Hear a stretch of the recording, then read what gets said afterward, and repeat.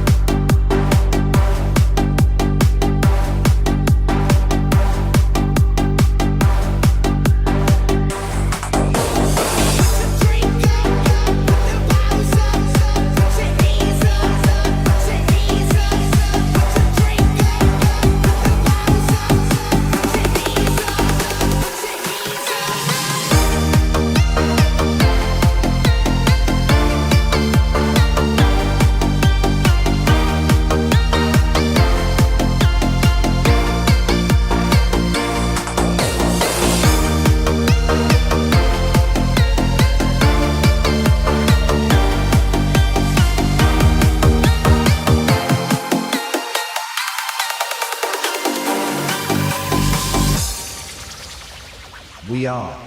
Family TSRC team បើវត្តមានបងធ្វើឲ្យអារម្មណ៍អូនល្អមានតែល្អអង្គកអូនអាចប្រាប់ត្រង់បានទីរទីខ្លួនជា